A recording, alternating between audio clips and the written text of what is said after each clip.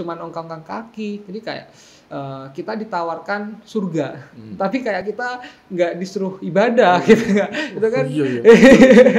Itu kan tawarin kayak, surga tapi nggak suruh ibadah. Karena kan nggak masuk. iya, logikanya nggak masuk. Jadi padahal kan ya.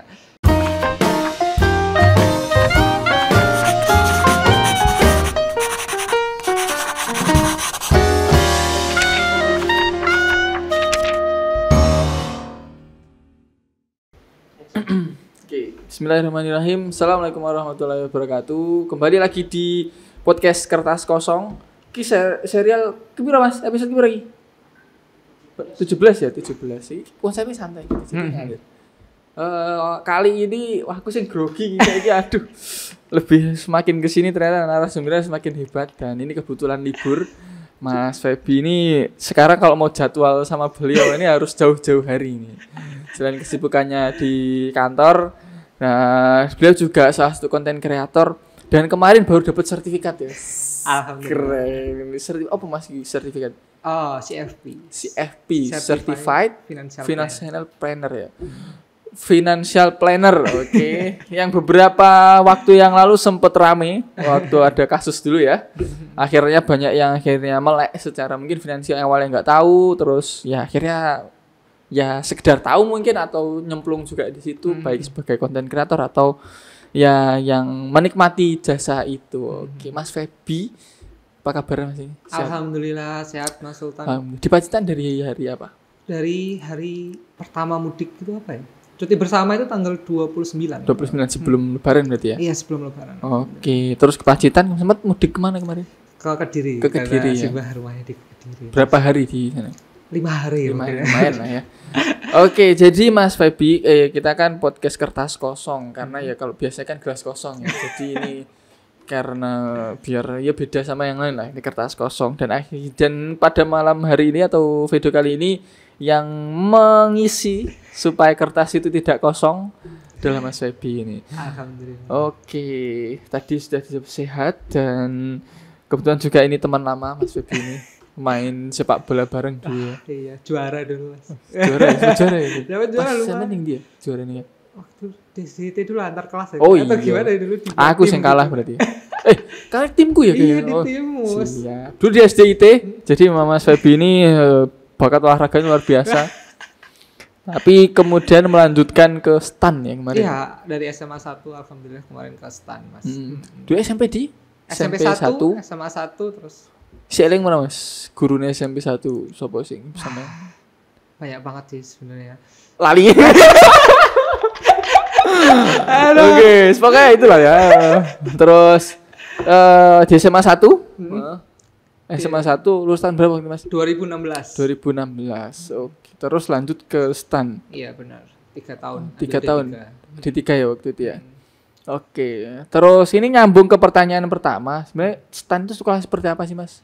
Oke, kita langsung bahas STAN ya berarti Mas. STAN itu kan dulu Sekolah Tinggi Akuntansi Negara ya Mas ya. Tapi tahun 2015 itu direformasi jadi Politeknik Keuangan Negara STAN, jadi PKN STAN. Oh, ditambahin ya PKN ya, STAN. PKN. Jadi STAN yang di akhir itu cuma jadi kayak singkatan aja, akronim.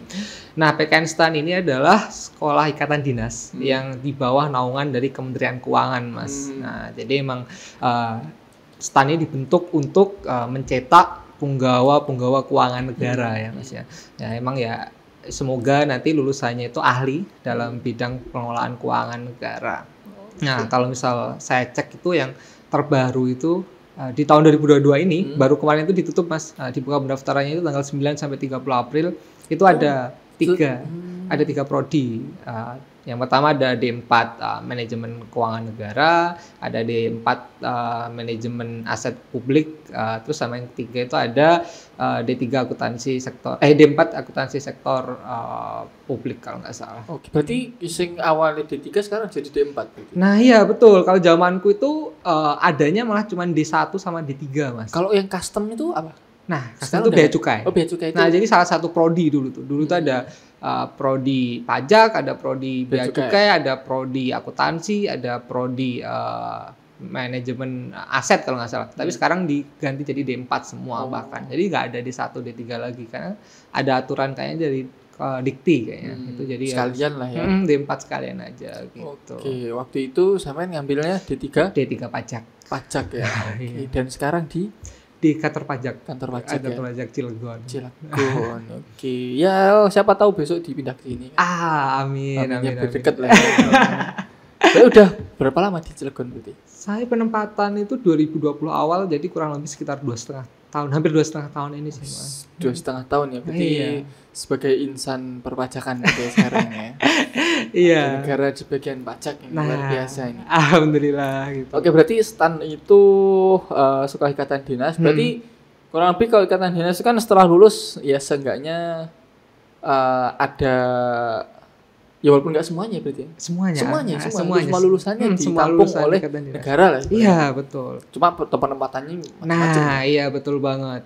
Jadi itu Mas, kelebihannya sekolah ikatan dinas ya, entah STAN ada juga IPDN, STIS, STIN dan lain juga itu alhamdulillah semuanya lulus langsung jadi CPNS dan nantinya kan jadi PNS gitu Mas. Oke, tinggal nunggu prosesnya. Masa tunggunya ya berbeda-beda ya. Betul.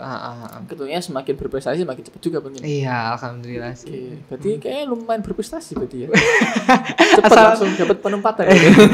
Asal lulus dan nggak aneh-aneh sih, insya Allah aman sih. Aman lah ya. Dan baru penempatan pertama langsung di Cilegon ya? Iya, dulu penempatan Cilegon dan sebenarnya kita sebelum masuk STAN bahkan itu udah kayak tanda tangan perjanjian, ada semacam perjanjian gitu ya Mas, siap ditempatkan di seluruh di mana saja di seluruh Indonesia. Karena abdi negara ya. Nah iya, jadi ya kayak teman saya ada yang di Aceh, Sumatera, Bangka Belitung, Kalimantan, sampai Papua. Jadi ya entah cewek entah cowok ada harus juga, siap. Harus siap. Tapi kan tentunya juga yang bagian penempatan kan melihatnya kan sesuai dengan kompetensi masing-masing pasti. Iya, betul. Kalau misal angkatan kebetulan dari IP Mas, itu benar-benar ngaruh. Jadi kalau IP-nya tinggi dia penempatannya kayak kita disurvei dulu gitu Mas, pengennya ditempatin mana gitu. Kalau IP-nya tinggi mungkin sedikit mendekati pilihannya. Oke. Ya, harus bagi apresiasi. Iya, bagi apresiasi.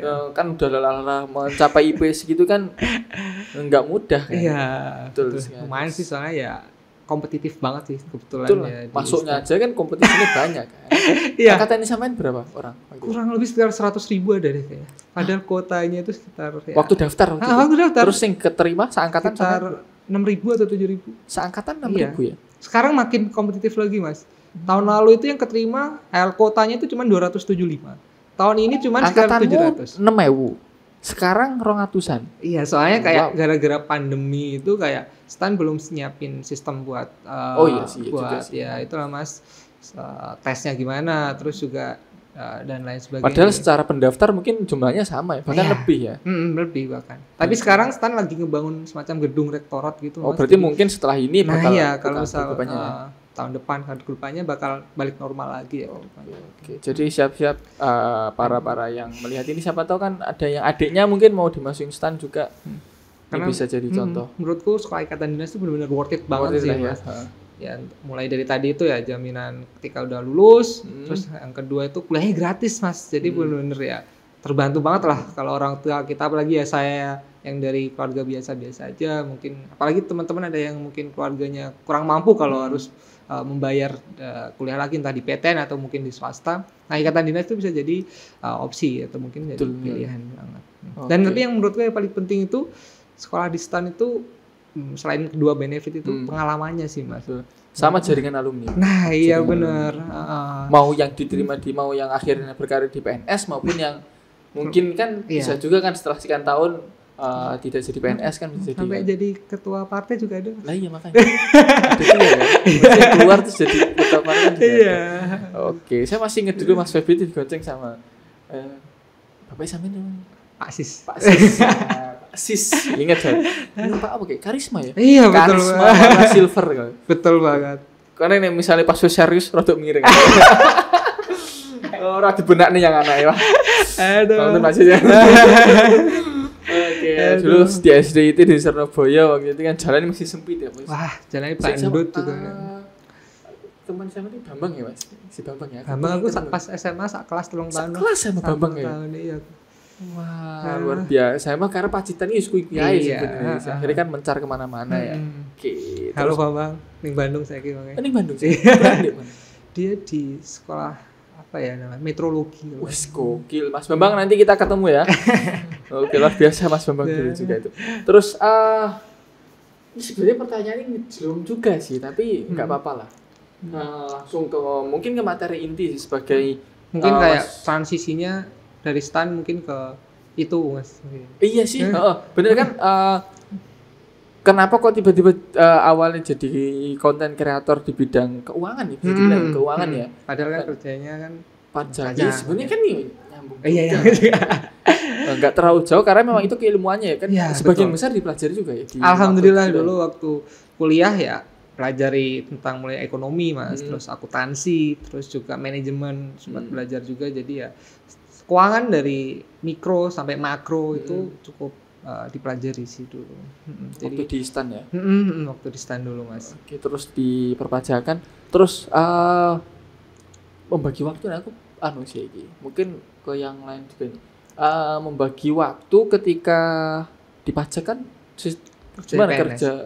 Ya, waktu PNS kayak biasa PNS. Mas, jadi ya masuk setengah 8 sampai jam 5 sore, Senin sampai Jumat gitu, terus jadi ya rutinitasnya gitu. Free-nya jadi kayak waktu luangnya itu ketika malam sama waktu weekend sih, itu benar free. Itu fokus buat materi. Nah, kalau misal dulu sih kayak ya dipakainya buat main-main lah, buat ya nonton Netflix doang lah, atau mungkin ya YouTubean, main-main scroll TikTok, scroll IG, tapi kayak rasanya ada yang kurang gitu ya Mas ya, kayak waduh, padahal potensiku tuh harusnya bisa lebih dari ini. Saya bisa berbagi lebih banyak. Saya punya ilmu yang mungkin bisa aku bagikan ya, entah gede atau kecil atau mungkin berdampak atau enggak.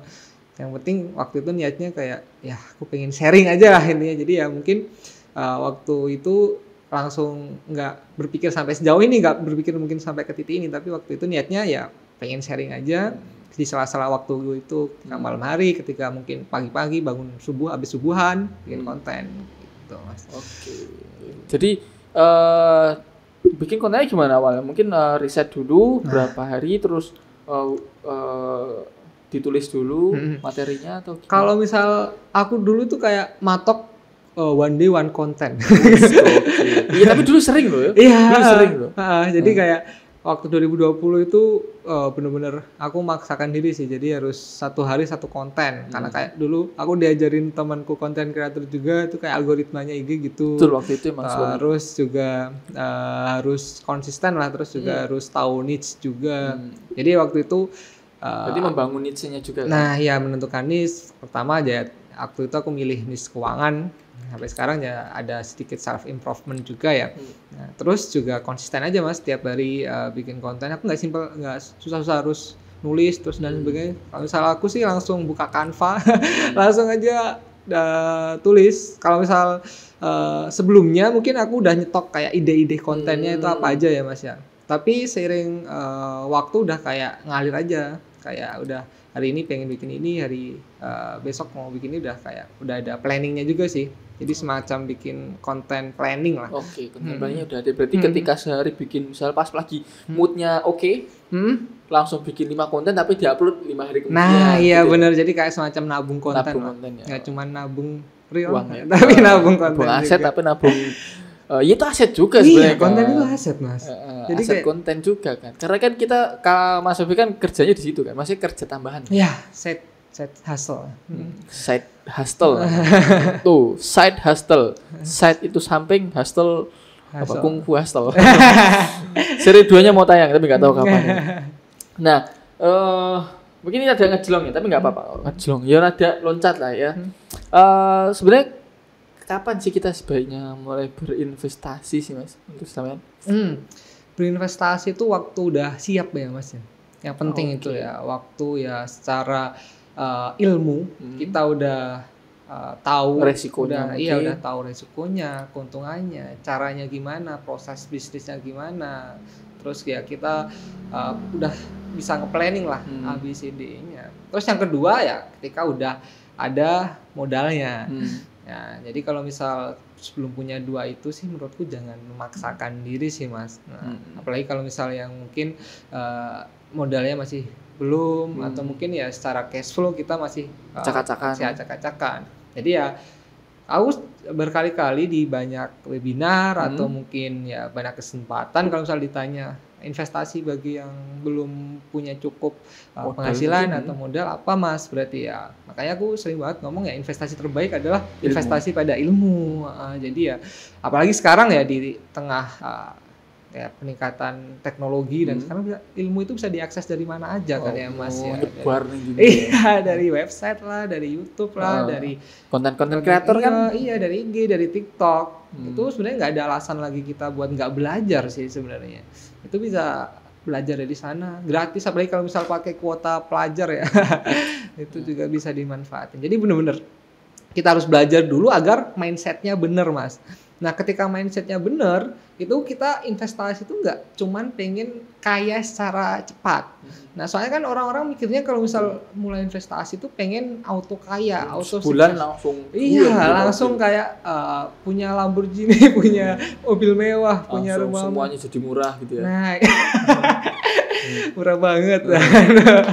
Nah, langsung pengen jadi sultan itu mindsetnya salah sih Mas menurutku. Karena menurutku investasi itu adalah sebuah proses. Nah, dan waktunya berbeda-beda ya. Nah iya. Dan relatif panjang sebenarnya. Iya menurutku relatif panjang dan aku sendiri prinsipnya itu ya investasi itu untuk jangka panjang. Betul. Nah gitu sih Mas. Nah, apalagi kalau misal kata Bu Sri Mulyani nih, Bu Menteri Keuangan kita saat ini tuh, apa sih sebenarnya yang membedakan antara warga negara di negara maju sama negara berkembang kayak kita? Nah sebenarnya mereka itu kita sama mereka tuh gak beda jauh Mas sebenarnya. Sama-sama pekerja keras, ya kerja banting tulang dari pagi sampai sore. Tapi yang beda itu asetnya. Nah kalau misal di negara maju, aset-aset mereka itu juga bekerja keras. Nah maksudnya apa? Ya mereka itu selain bekerja untuk active income, mereka juga menyisihkan sebagiannya untuk dijadikan sebagai passive income. Jadinya kan, nah itu jadi dia punya aset-aset yang bekerja untuk dia. Jadi seiring waktu, seiring bertambah usia, kan passive income-nya juga semakin besar. Sedangkan kalau misal di negara berkembang seperti kita, perbedaannya ya kita bekerja keras, penghasilan kita terus meningkat, tapi gaya hidup kita yang meningkat. Ikut meningkat. Malah kadang lebih banter. Jadi kayak inflasi gaya hidup itu lebih tinggi daripada kenaikan penghasilan orang. Jadi kayak seperti ibaratnya lari di hamster apa? Hamster gitu. Nah iya itu hamster yang lari di tempat itu. Jadi kayak capek sendiri sih. Ini benar-benar dari awal itu kita harus punya mindset yang tepat itu dulu sebelum mulai investasi. Dan preferensinya masing-masing ya, Mas, kan banyak ya. Nah iya banyak. Oke. Benar-benar dari awal mindset dulu yang mungkin diperbaiki. Kalau mungkin tadi belum ilmu punya. tadi ya. Oke, jadi teman-teman yang mulai berpikir untuk kapan sih kita mulai berinvestasi adalah ketika siap baik secara ilmu, kemudian dan permodalan ya, Dit. Dan permodalan pun sebenarnya nggak harus besar ya. Tadi kan sempat disebutkan ketika cash flow-nya sudah rapi kan selama bisa di planning dialokasikan dengan baik itu bisa ya. Oke, kan aplikasi-aplikasi sekarang kan banyak yang membantu ya. Termasuk Finplan ID ya. Fingram.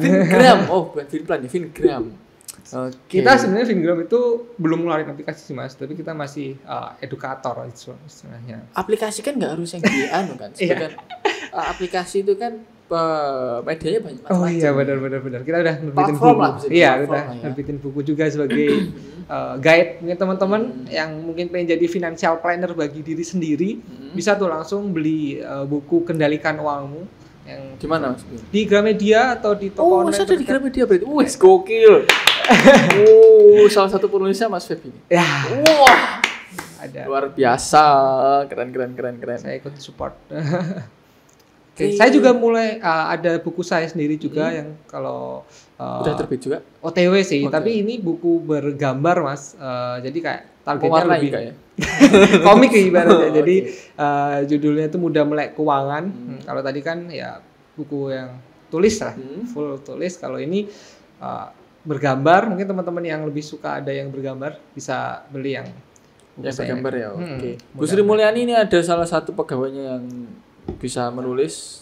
Tolong dinaikkan pangkatnya. Amin. Sponsori lah ininya ya, mencetak bukunya ya ini ya. Oke. Jadi tadi ketika siap dan tadi juga dijelaskan ada banyak ilmu sekarang ya di mana-mana tersebar di internet. Tadi juga kalau mau baca buku ya sudah dirangkum oleh. Jadi penulisnya ada beberapa ya berarti di Fingram yang dirangkum oleh beberapa penulis dan expert di bidangnya lah. Maksudnya mereka memang bergerak di bidang keuangan. Itu tadi kendalikan uangmu bisa dibeli di Gramedia atau via Fingram ID juga bisa. Via Gramedia online sama Tokped. Sama di Tokped juga ada. Di akunnya siapa? Akunnya Gramedia. Akunnya Gramedia, oke di Gramedia. Atau kalau mau kepoin Instagramnya di Fingram ada. Iya. Apa jeneng sama? Founder. Apa namanya? Instagram siapa? Fabians 25. Oke, jadi itu ya. Kemudian nih, ini banyak kemarin ada yang tanya juga sih di dulu juga sempat ada yang tanya, tapi pengen tak bahas lagi. Tips-tips mengatur keuangan pas uangnya sedikit. Kadang kan komen yo penak ngomong duitnya oke. Nah, tapi kan kita bisa memegang prinsipnya kan ketika uang kita sedikit kita bisa cash flow diatur. Itu gimana Mas tipsnya? Iya, kita harus punya mindset yang sedikit demi sedikit lama-lama jadi bukit ya. Betul sekali.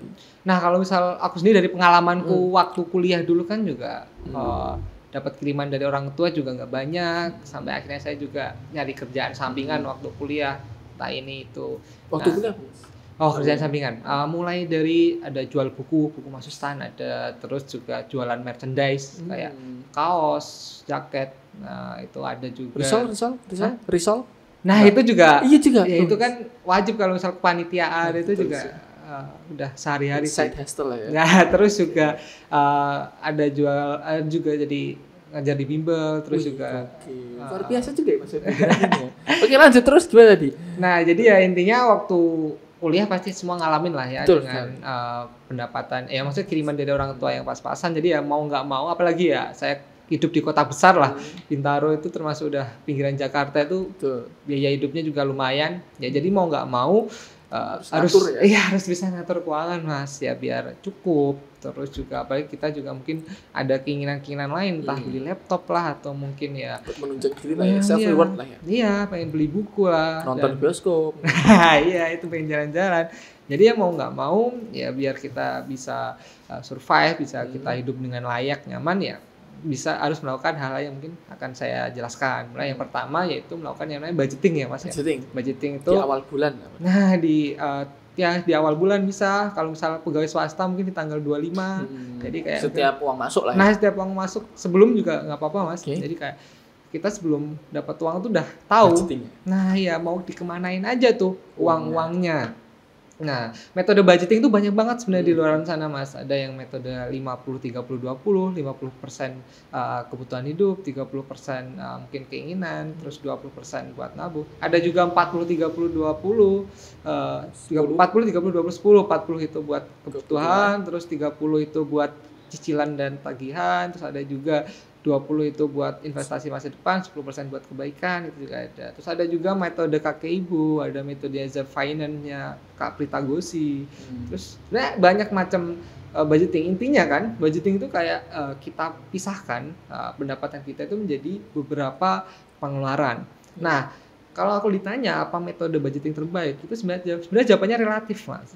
Karena tiap orang, tergantung tiap orang itu punya background keuangannya masing-masing. Namanya aja kan personal finance ya ini Mas. Personal itu tiap orang tuh pasti punya preferensi dan kebutuhannya masing-masing.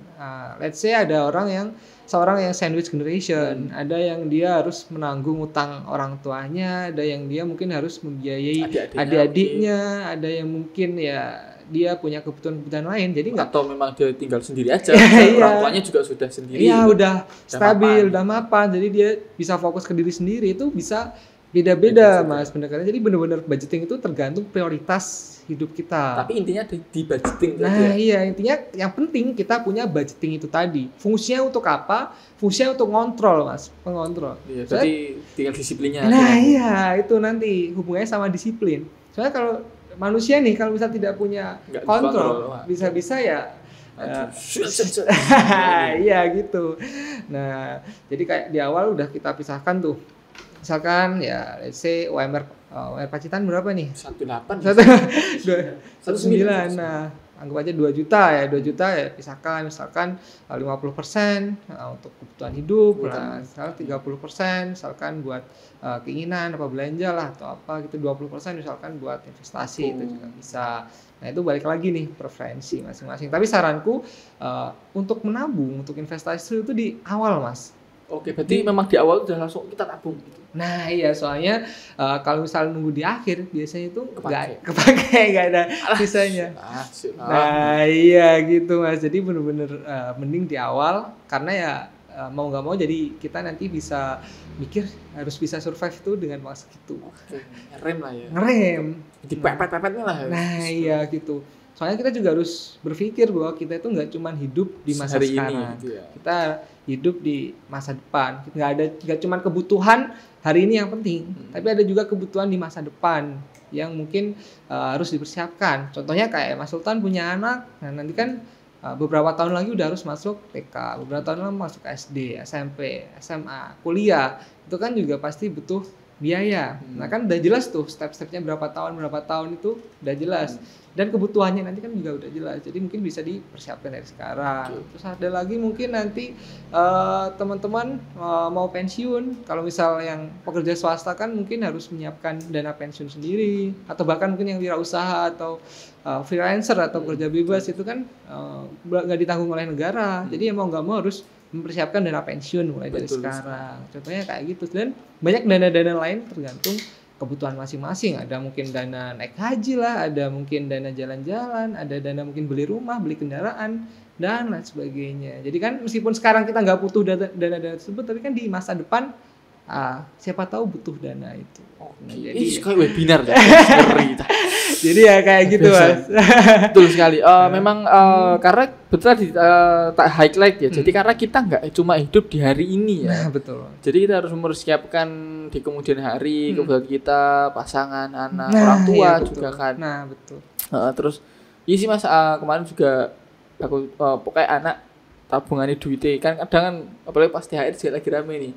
THR anak gimana nih orang tua nih itu tak tabung juga sih. Nah, itu paling iya. Mas lah jadi ini ben somben pas kan naik terus kan ya. Nah insyaallah lah semoga lah. Makanya yang sing tak lihat sekarang kan ya paling terjangkau kan baru di emas ya. Jadi harapannya nanti sekitar 10 tahun lagi ya harganya naik lah daripada inflasi uang kan turun ya. Benar.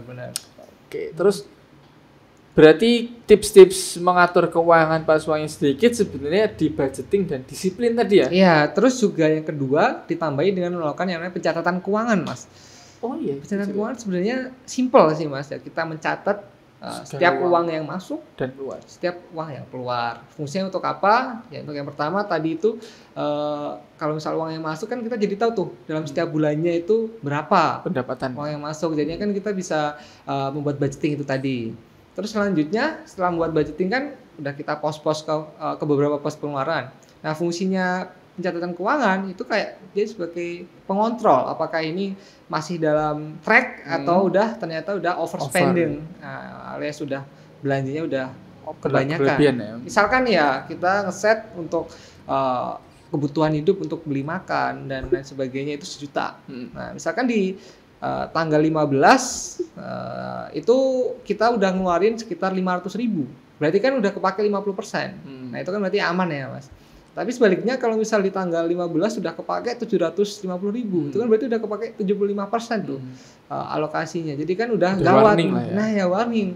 Pilihannya antara ya puasa atau harus cari tambahan penghasilan nih, jadi biar bisa pemasukan ya. Bisa cover pengeluarannya tadi. Nah, jadi kayak fungsinya itu dua-duanya penting tadi itu Mas. Jadi ya budgeting untuk membuat kayak tracknya gitu, pencatatan keuangan untuk memastikan kita on track dan evaluasi bulanan lah ya. Nah iya benar, apalagi sekarang itu gampang banget sih Mas, pakai aplikasi bisa, pakai Excel bisa, aku tulis tangan juga bisa, tergantung ya nyamannya di mana. Ya. Kalau misalnya aku sih dari dulu dari dulu kuliah lah, itu pakai aplikasi sih Mas. Soalnya kan saya pelupa, jadi mumpung habis dapat duit, habis keluar duit langsung catat. Masukin ya, mana yang pemasukan, mana yang keluaran. Iya, jadi kayak pergi ke warteg, catat, terus juga belanja ini, catat. Sampai perintah beli misalnya yang tipis-tipis misalnya 100 misalnya buat parkir gitu. Kalau dulu waktu kuliah aku catat Mas 2.000 aja. Tapi sekarang kayaknya kalau misalnya di bawah 5.000 itu udah jarang yang gue catat Mas. Karena ya Tiap penghasilannya orang- juga naik. Iya. Semoga lah, amin. Ya kan dulu kan waktu kuliah kan mungkin kan Iya. terlebih ya apa 2000 tuh lumayan loh ini. Misalnya Iya. tinggu gorengannya tuh loro Iya loh. makanya gitu Mas. Tinggu buku kan lumayan wis oleh Iya. gorengan gitu. Sekarang kan udah ada gaji ya kan. Udah nggak ini ya.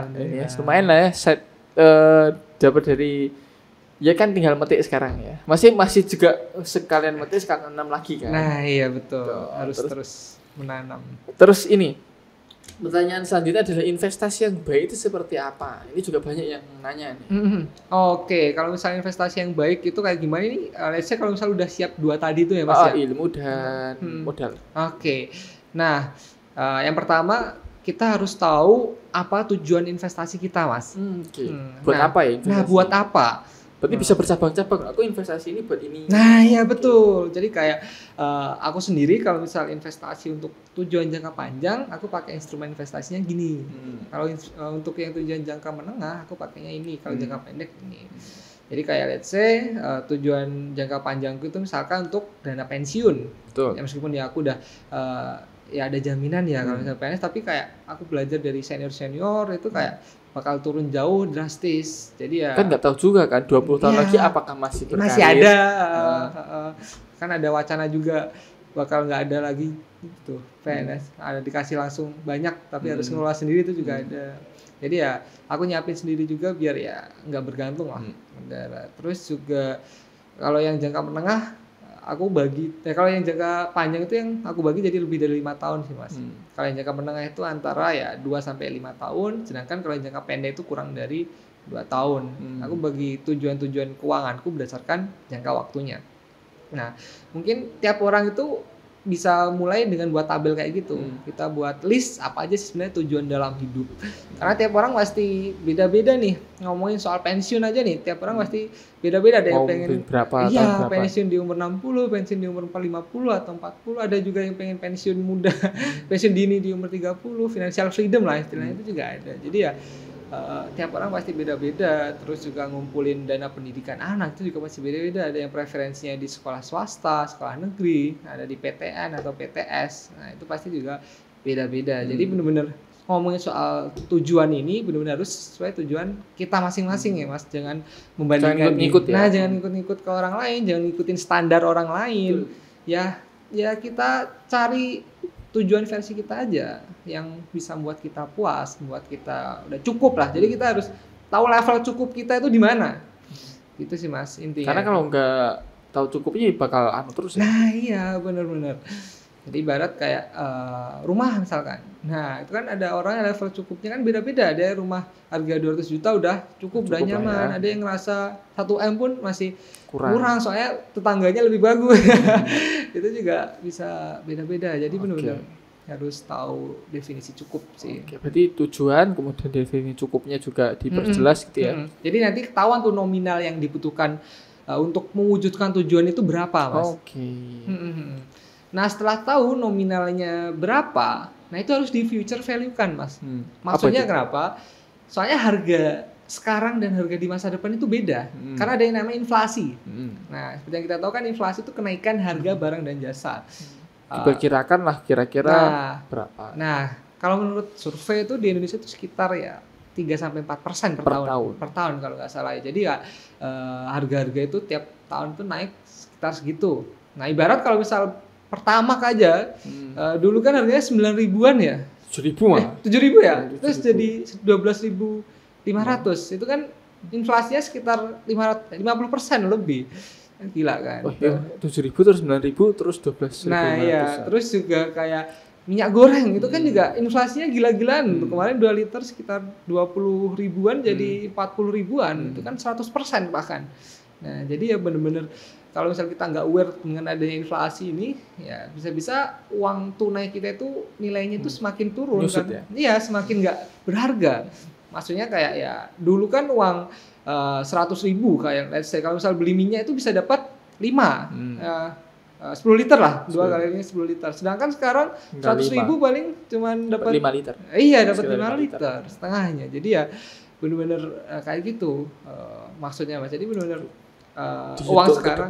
Nah itu. iya, uang sekarang sama uang masa depan itu beda nilainya. Itu pakai kalkulator future value, itu di internetnya banyak mas. Jadi nanti masukin aja nilai masa kini, terus inflasi rate-nya bisa aja 4% ya, atau mungkin teman-teman bisa browsing yang sekarang berapa sih inflasi rate-nya di Indonesia. Nah terus nanti diklik aja itu ya berapa tahun lagi, misalkan 5 tahun lagi, 10 tahun lagi, terus nanti bakal keluar nilainya waktu setahun yang kita inginkan ya. Nah, tapi jangan kaget, misalkan kayak dimasukin sekarang 1 juta, nanti jadi misalkan 1.500.000, 1.700.000, bahkan bisa sampai 2 kali lipatnya, itu bisa juga mas. Jadi benar-benar tergantung jangka waktunya tadi itu. Tapi mending dia nih ya dimaksimalin sekalian lah ya untuk inflasinya kan, untuk jaga-jaga. Iya betul. Untuk angka amannya sih gede sekalian juga dikit. Nah iya itu nggak apa-apa, misalkan 5% atau bahkan mungkin 10%. Nah toh juga nanti ketika udah kita ketahuan angkanya, nah itu kan bakal gede kan, lebih gede dari nilai masa kini. Itu kan kita jadi lebih prepare, bisa dibilang gitu. Nah setelah kita tahu nominalnya berapa, terus kita PMT-kan lah. Itu maksudnya kayak kita cari tahu berapa yang harus kita sisihkan setiap bulannya mas. Nah, di budgeting tadi ya. Nah itu ya akhirnya ke budgeting nyambungnya. Jadi kayak misalkan untuk ngumpulin dana pendidikan anak butuh misalkan 100 juta. Nah 100 juta itu kita cari tahu berapa yang harus kita sisihkan, harus kita tabung setiap bulannya. Itu juga ada kalkulatornya di internet mas. Banyak lah itu. Nah itu masukin aja nominal yang dibutuhkan di masa depan tadi itu, terus juga rate investasi kita itu berapa. Kalau misalnya di emas, let's say kenaikan per tahunnya sekitar 10% atau mungkin 15%. Terus juga kita masukkan jangka waktunya 10 tahun. Nah nanti ketahuan tuh per bulannya itu harus disisihkan berapa. Ya berapa. Gitu. Wah, Mas Akli sudah datang. Oke. Lumayan ya tadi berarti tadi pernah investasi yang berarti kan tujuan, kemudian tahu batas cukup kita itu berapa, terus kemudian tadi ada di apa tadi menghitung nilai nominal di masa depan itu banyak ya di internet, kemudian sama berapa yang harus disisihkan. Oke, berarti nyambungnya ke budgeting tadi ya. Iya, jadi akhirnya nanti mengatur keuangan tadi ya. Oke, dan tadi kan juga sempat disinggung untuk menambah apa tadi, pas pencatatan kan juga biar kita kalau misalnya kurang kan nambah jadi penghasilan tambahan ya. Kita aware lah mas, bisa dibilang kayak gitu. Nggak cuman ya tahu keuangan kita kurang jadinya kan terus diem aja gitu kan, jangan sampai kayak gitu ya. Oke mas, tapi kalau haus diminum aja santai aja. Mau orang gue kuning langsung mas. Wah keren gitu ya. Terus pertanyaan selanjutnya nih, lanjut ini. Jadi semakin menarik nih, aku malah pengen takon-takon. Oke, gimana? Silakan mas. Gimana bedain investasi beneran sama investasi bodong? Ini kan 2022 ini dibuka dengan luar biasa rawam ini ram, ya Allah. Aku sampai males dulu ya Allah. Tapi sebenarnya menarik juga sih. Jadi ini untungnya ya saya alhamdulillah punya kenalan ini, jadi itu memantau ini kita masuk. Misalnya investasi ini masuk kan tentunya Mas Febri juga masuk. Wah. Oke, nah ini gimana Mas? Sebenarnya untuk membedakan antara investasi yang legal sama yang bodong itu ada beberapa cara. Paling simpelnya kita harus mengingat tentang 2R sama 2L Mas. 2R dan 2L. Ini dong stick. Jelas 2R. Iya, 2R yang pertama yaitu return sama risk. Jadi kayak return itu keuntungan sama risiko. Oke. Jadi kayak keuntungan dan risiko dalam dunia investasi itu seperti dua mata uang yang nggak bisa dipisahkan, Mas. Iya, nyantol. Tempel lah ya. Jadi ibarat ada juga kan pepatah yang bilang high risk, high return. Jadi kayak semakin besar resiko, tapi juga semakin besar potensi keuntungan. Itu yang harus selalu kita ingat. Nggak mungkin ada keuntungan yang besar tanpa diiringi dengan resiko yang besar. Kalau misal ada yang bilang wah ini keuntungannya gede tanpa resiko pasti untung, itu dah harus hati-hati. Soalnya investasi itu kalau misal udah ada kata-kata pasti itu udah harus hati-hati. Kecuali kalau misal pemerintah nih ya, kan pemerintah juga ngeluarin obligasi, suku, surat utang. Nah itu pun dijamin oleh undang-undang, tapi kan rate-nya Nggak tinggi-tinggi nggak banget tinggi ya? banget. Kemarin aja yang terakhir itu kalau nggak salah sekitar 5%. 5, 7 kalau salah. Nah, yang terakhir 5, Oh, 5 ya? 5%. 5%. Soalnya mengikuti suku bunga acuan Bank Indonesia. Oke, 5% enggak? Suku bunga acuan kemarin ya? Iya, kalau nggak salah. Suku bunga acuan Indonesia aja sekarang masih di angka sekitar 3% sih, Mas. Oh. Jadi ya masih di atas sedikit lah. Gitu. Jadi ya itu tadi benar-benar 2 R-nya tadi risk dan return. Jadi kita Kalau ada kata pasti, nah itu udah. Nah. Kalau kata bocah zaman saya red flag. Iya, udah harus red flag. Kalau misal udah ada temen nih jelasinnya untungan terus tanpa mesti untung tanpa ada jelasin resikonya kayak gimana, udah harus yang main slot nah ini. Saya jadi. Nah, Terus? padahal secara investasi, kalau investasi secara bener, itu resiko itu bisa terukur, Mas. Bisa dihitung. Nah, kita ada data-data. Kalau misal di saham itu ada laporan keuangan yang bisa diukur. Terus juga kita bisa ngitung margin of safety, namanya itu kayak jaring pengaman itu berapa. Terus kita ngitung nilai intrinsik perusahaan. Terus kayak valuasi perusahaan tadi loh, sebenarnya perusahaan ini tuh nilainya berapa. Terus tapi dihargai pasar itu berapa. Nah, kalau misal kita tahu ilmunya, kita bisa manajemen resiko lah, bisa dibilang gitu. Kita tahu perusahaan yang layak untuk dibeli, mana perusahaan yang bagus, mana perusahaan yang enggak. Itu dalam konteks investasi di saham ya? Nah iya, investasi beneran. Itu. Contohnya kayak gitu sih ya. Terus yang kedua, yang tadi itu 2L, kita harus tahu yang namanya legal sama logic. Legal dan logic. Legal itu ya tentang apakah investasi ini udah diregulasi, apakah ini udah terdaftar, apakah diawasi oleh ya badan, otoritas yang mengawasi ada atau enggak. Nah jadi ya kita cari tahu tuh, misalkan ya kayak ya kemarin lah sebetulnya binary option kan juga dia nggak terdaftar di Indonesia, terus juga belum legal juga. Iya belum legal, terus juga nggak terdaftar di mana-mana, nggak di OJK, terus nggak di Bapepti. Nah benar-benar udah red flag banget sih itu. Hati-hati banget kalau misalnya ya kita nyerahin duit ke orang yang nggak jelas lah, bisa dibilang gitu. Nah kalau misalnya investasi di sekarang kita aja ya, kalau misal mau invest di perusahaan teman misalkan, kita juga harus pastiin misalkan ya dia PT-nya udah terdiri, terus izin usahanya udah diurus, terus juga misalkan kita udah harus tahu nih ya dia itu proses bisnisnya kayak gimana gitu. Dan yang terakhir, L yang terakhir itu logic. Ini yang paling penting, Mas. Kita sebagai investor tuh logikanya itu harus jalan. Nah, jangan sampai kita itu dipermainkan oleh keserakahan kita. Karena biasanya itu para oknum, para pelaku yang menjerat korban-korbannya itu tuh menyerang sisi serakah manusia sih, Mas. Jadi dia ditawari keuntungan yang tinggi tanpa ya kejelasan itu gimana caranya untuk mendapatkan keuntungan itu. Jadi kayak tinggal duduk aja dapat duit banyak. Nah, iya, keuntungannya too good to be true, terus juga kita cuman ongkang-ongkang kaki. Jadi kayak kita ditawarkan surga, tapi kayak kita nggak disuruh ibadah gitu nggak? Itu kan?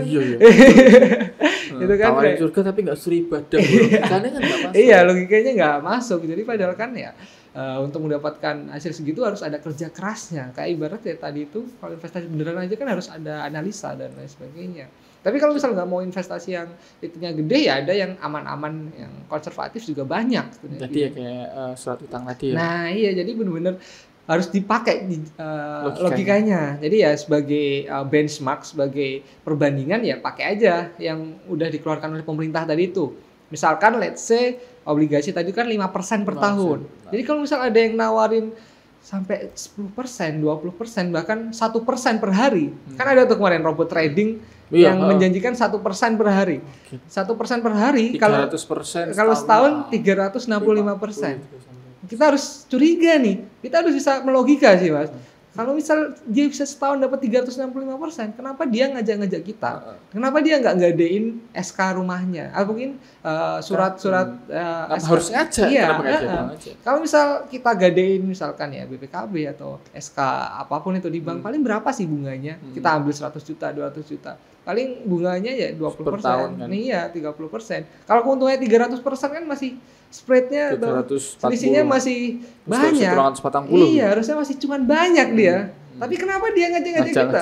Itu ya harus curiga. Misalnya mau ngedeposit 1 juta setahun di 36 juta ya. Waduh. Iya, sejuta jadi 300 juta.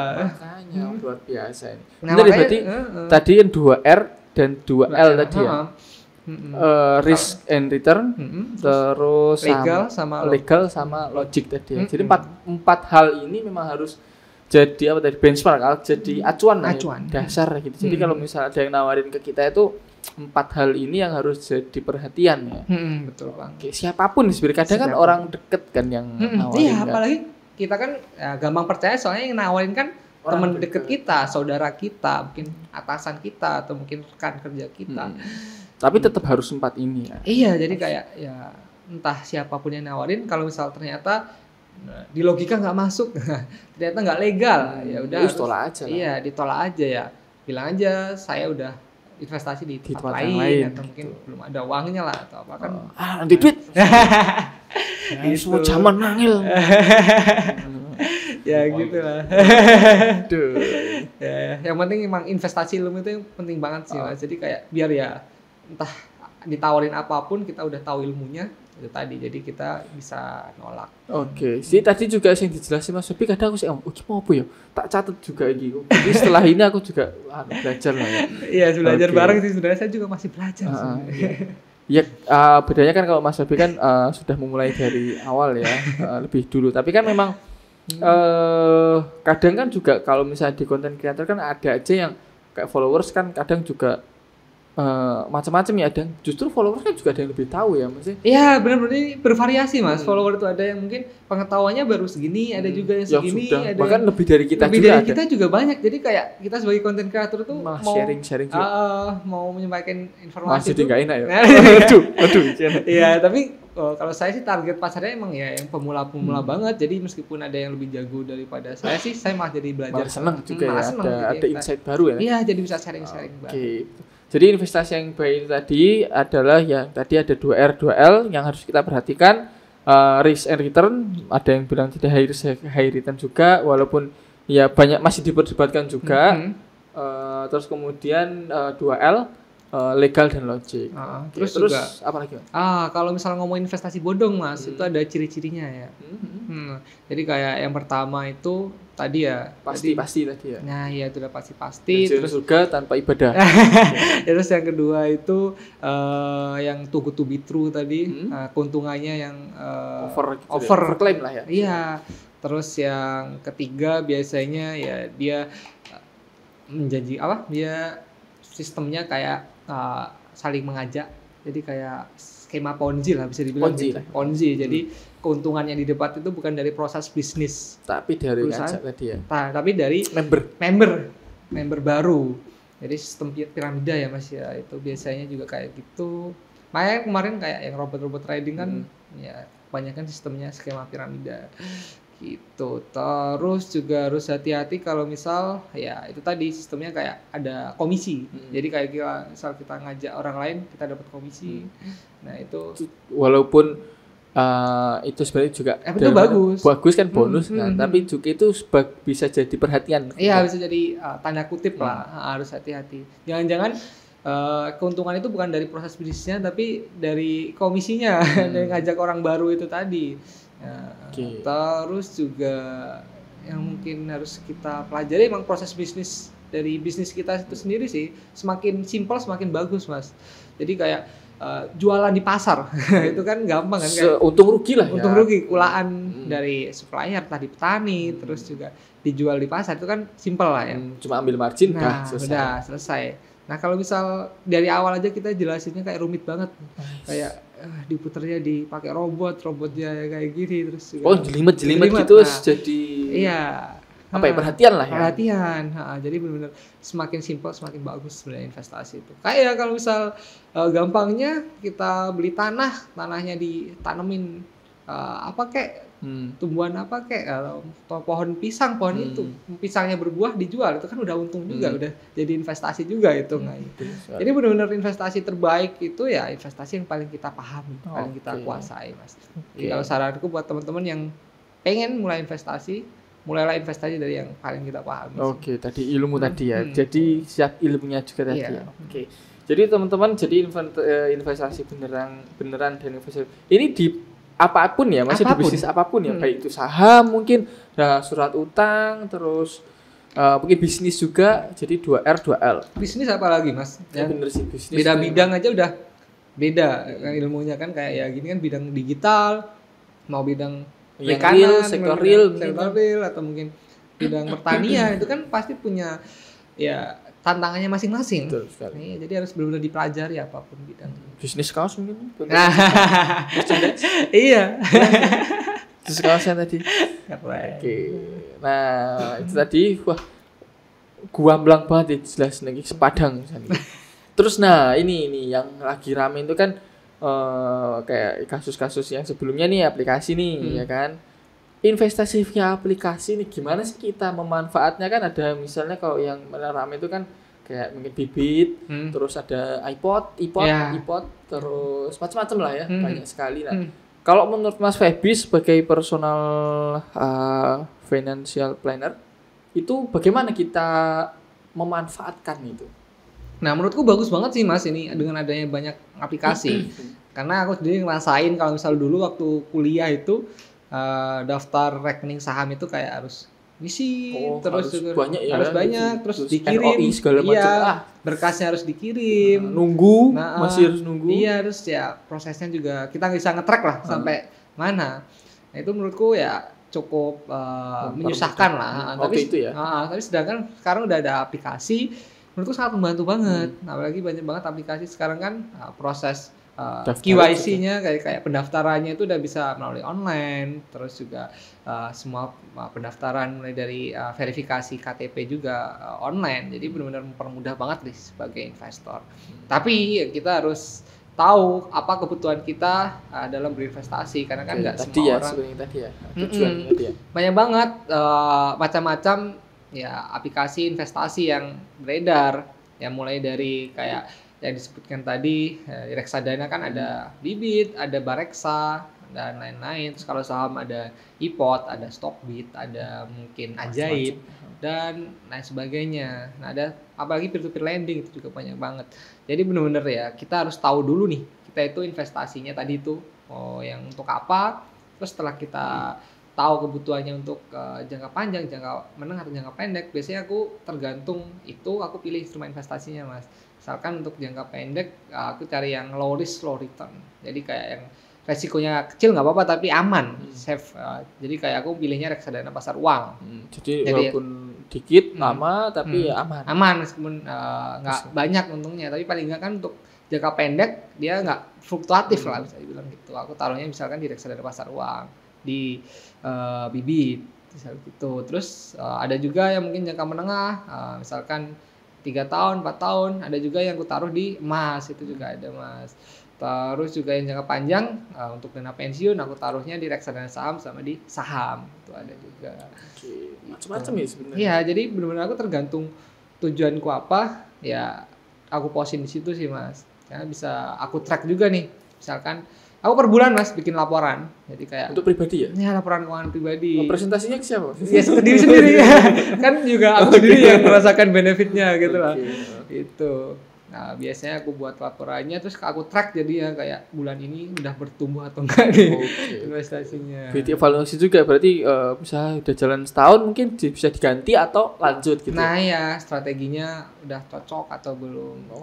Gitu. Berarti macam-macam tadi ada saham, terus ada reksadana pasar uang. Reksadana ada, reksadana pasar uang ada, obligasi ada, reksadana saham ada. Tergantung dari tujuan keuanganku tadi itu Mas. Emas juga ada aku, peer-to-peer lending ada. Kayaknya saham Indonesia, saham luar ada. Berarti ya kita malah justru jangan skeptis ya Mas, jangan kayak wah ini aplikasi ini apa ya kayak sama yang lain gitu kan. Jadi memang harus tadi ilmunya update ilmu soalnya juga. Saya melihat instrumen investasi tepatnya itu kayak semacam kendaraan Mas. Kendaraan yang membantu kita kayak yang dari posisi ini menuju posisi ini. Jadi yang membantu kita untuk meraih atau mewujudkan tujuan-tujuan keuangan kita tadi itu. Nah, saya sendiri nggak mendewakan aplikasi mana yang karena investasi. tujuannya kan tadi beda-beda Beda-beda. Jadi ya kita harus bijak nih menentukan. Nah, dari aplikasi mana yang mau dipakai sesuai yang dengan tujuan yang kita mau ya. Iya betul banget mas. Soalnya kalau misalnya udah terlalu skeptis kayak harus di ini, harus di sini aja, all in di sini, itu kan kalau misal amit-amit ternyata pasarnya lagi jelek, nah itu kan bisa langsung stres mungkin. Makanya kan ada yang namanya diversifikasi ya ini kan. Nah, itu membagi resiko. Jagani lah. Nah iya jagani, kan ada istilah kan. Jangan menaruh telur dalam satu keranjang. Betul. Pecah ya pecah Nah iya, nah tadi aku pecah berdasarkan ya tujuan keuanganku itu tadi mas. Oke. Jadi memang dengan adanya aplikasi ini justru harusnya kita semakin mempermudah ya. Mempermudah. Terkait banyak juga yang tanya sebenarnya terkait batas aman misalnya dari utang. Oh iya. Itu kan juga salah satu bentuk investasi juga kalau bukan ya maksudnya kalau untuk aset ya. Kan kadang kita harus utang juga. Bagaimana mengelola itu mungkin berapa persen amannya itu kan juga mungkin bisa disinggung sedikit aja. Oke. Nah itu ada yang namanya manajemen utang mas di piramida perencanaan keuangan itu salah satu hal yang harus dipenuhi dalam memperbaiki pondasi keuangan. Jadi ibaratkan sebelum ngomong investasi, pondasi keuangan ini adalah hal-hal yang harus dipenuhi checklistnya. Mulai dari yang pertama tadi cash flow-nya sehat, terus punya dana darurat, punya asuransi paling nggak BPJS, sama yang terakhir ini manajemen utangnya bagus. Nah ngomongin soal utang itu sebenarnya ada dua macam ya mas, ada utang yang produktif sama utang konsumtif. Kalau utang produktif seperti yang Mas Sultan bilang dipakai untuk modal bisnis, kalau konten kreator dipakai buat beli aset, beli alat, pokoknya hal yang produktif. Nah, meskipun ya asetnya ini mungkin terdepresiasi tapi kan bisa menghasilkan mengenerate income. Kalau misal yang lain, profesi yang lain misalkan kayak ojek online bisa dibuat beli motor. Nah pokoknya aset-aset yang bisa dipakai untuk mengenerate atau menghasilkan penghasilan lebih banyak lagi, itu aset produktif ya mas. Nah sebaliknya ada juga aset konsumtif, itu biasanya cenderung aset-aset yang kita gunakan yang nilainya cenderung turun dari waktu ke waktu, mulai dari ya gadget, terus juga laptop, terus juga kendaraan kayak, mungkin ya kendaraan yang kita pakai sehari-hari aja, yang nggak dipakai untuk kerja, nggak dipakai untuk usaha. Terus ada juga mungkin sepatu, sneaker, terus ada juga baju. Kan tiap orang beda-beda nih ya. Mungkin di sebagian orang yang punya pengendalian emosi, pengendalian ya nafsu yang bagus, itu kan kita bisa bijak memilih pengeluaran mana yang bagus untuk kita atau mungkin yang enggak sebaliknya. Tapi kalau misal orang-orang yang kurang bijak itu bisanya dia mendahulukan keinginan dia daripada kebutuhan. Jadi kayak beli yang branded, gelang, topi. Nah iya. Sepatu. Padahal dia mungkin nggak butuh misalkan ya gadget yang bagus, tapi dia maksain yang mungkin ya seperti saja iPhone terbaru. Padahal dia juga mungkin kerjanya nggak terlalu membutuhkan itu. Sampai dia ada juga yang sampai nyewa, sampai yang sewa. Iya. Bisnis sih mas Jakarta wi. Sampai ada juga yang nyicil. Itu kan memaksakan diri. Jadi kayak Shopee Pay. Iya, jadi kayak ada juga kan, makanya ada pay later.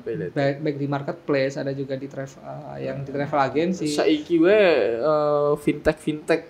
Nah, banyak yang pay later juga. Nah, iya pay later itu kan hitungannya utang konsumtif juga kan ya, Mas. Nah, makanya harus hati-hati nih. Benar-benar dipilih juga ya. Iya, kita harus lebih bijak. Nah, kalau ngomongin itu berarti ya kita harus ngomongin diri sendiri sih. Itu ngomongin kontrol diri, soal disiplin itu tadi. Nah, tapi kalau misalnya ngomongin utang yang produktif, berapa sih sebenarnya ya idealnya? Idealnya berapa? Kalau dalam aturan yang kupelajari ya Mas, waktu ngambil CFP, idealnya itu maksimal cicilan utang itu 35%. Jadi kayak sepertiga dari pendapatan kita. Jadi kalau pendapatannya 10 juta maksimal ya 3,5 juta. Itu untuk cicilan rumah. Nah itu idealnya Mas. Soalnya kenapa? Soalnya kalau misal lebih dari 35%, bisa sampai 50% bahkan, itu menurut penelitian itu kecenderungannya banyak yang terkena tekanan psikologis, tekanan mental. Jadi banyak pikiran lah. Jadi kayak gara-gara utang itu, jadi rasanya kan kayak kerja berat. Jadi kayak kita masuk ke kantor tiap hari selama sebulan, waktu gajian langsung dipotong jepret buat utang. Auto debit langsung. Iya. Soalnya kan kayak kalau misal kita ngeluarin uang misalkan buat nyenengin orang tua itu kan kita bahagia kan. Tapi kalau misal buat bayar utang rasanya kayak pusing. Iya. Iya gitu. Nah, betul sekali. Jadi memang harus pinter-pinter untuk tadi manajemen utang. Iya. Makanya ya mau nggak mau. Nah dari awal kita harus bisa ngitung nih cicilannya kita masih mampu atau afford atau enggak. Nah, tapi kalau misal ternyata udah nggak bisa diotak-atik, berarti mau nggak mau kita harus ningkatin penghasilan. Betul sekali. Soalnya kalau misal menurutku emang langkah akhirnya yang harus dilakukan selain kita berhemat, kita tahu definisi cukup kita pengeluaran, meningkatkan penghasilan itu bukan dosa ya pasti. Wajib. Soalnya dengan lebih banyak penghasilan kan kita punya opsi lebih banyak ya untuk bersedekah bisa lebih banyak, membantu orang tua bisa lebih banyak. Kita juga mungkin bisa melunasi utang lebih cepat. Jadi ya emang wajib terus belajar biar ilmunya juga harus dijaga gitu. Biar juga akhirnya luar biasa ini peningkatan penghasilan. Betul sekali Mas Febi ini sampai enggak kerasa loh sak jam mulai ngobrolnya luar ke sana kemari dan dalam koridor pembahasan keuangan. Terus kemudian yang teman-teman yang berminat mungkin konsultasi keuangan juga bisa ke Mas Febi ya. Oke, sekarang juga sering ngisi webinar juga alhamdulillah. Terus berarti bisa dibilang Fingram itu Mas Febi ya, founder. Iya, salah satunya kita bersepuluh. Oke. 7 sekarang. Oke, terus berarti sebagai financial planner nih. Mas Febi ini di usia cukup muda jadi berarti bisa di profesional bisa? Iya nih, profesional di bawah FPSB Indonesia, pusatnya bahkan FPSB USA. Berarti sudah profesional financial planner. Certified financial planner. Gokil. Main prosesnya berapa lama Mas? Kurang lebih sekitar 3-4 bulan proses sertifikasinya. Berarti kan ada ya diuji juga kan? Iya, diuji. Lumayan susah. Ya lah, pasti kan apalagi setelah kasus yang kemarin kan pastinya tentu akan lebih ketat, terus mungkin juga masyarakat juga semakin aware kan. Malah takutnya misalnya ngomong katanya udah dapat sertifikat, kalau misalnya kliennya tanya-tanya nggak bisa jawab kan juga kan. Iya, ada kode etiknya. Betul sekali. Jadi ya semoga semakin sukses juga di karir financial profesional anggal banget sih. Professional financial planner. Nah, bosom kasih penake perencana keuangan. Nah, iya bahasa Indonesia perencana. Oke, personal. Jadi bisa lebih personal dan tentunya kerahasiaan. Iya, kode etik. Ada kode etiknya, ada rahasia. Rahasia kerahasiaan klien dijaga dengan baik. Betul. Oke. Terima kasih Mas Febi atas insight yang banyak banget ini pada malam hari ini, pada video kali ini, pada kertas yang sudah diwarnai hari ini. Luar biasa, sekali lagi terima kasih. Terus mungkin ada yang mau disampaikan?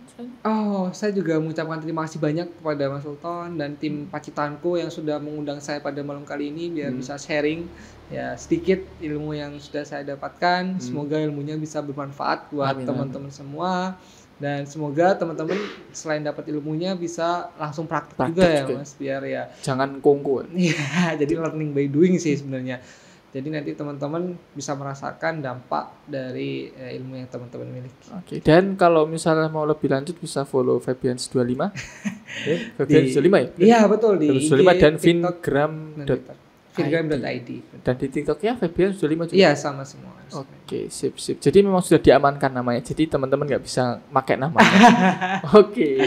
Sekali lagi terima kasih. Mohon maaf jika ada yang kurang berkenan baik dari kami Pacitanku dan Mas Febi. Selamat menikmati dan jangan lupa like, comment, dan subscribe di video ini baik di Pacitanku dan di Febians25. Di YouTube-nya ada Mas? Ada tapi belum aktif lagi. Namanya juga Febians25. Febiansyah. Oke. Sekian, assalamualaikum warahmatullahi wabarakatuh. Oke, sip.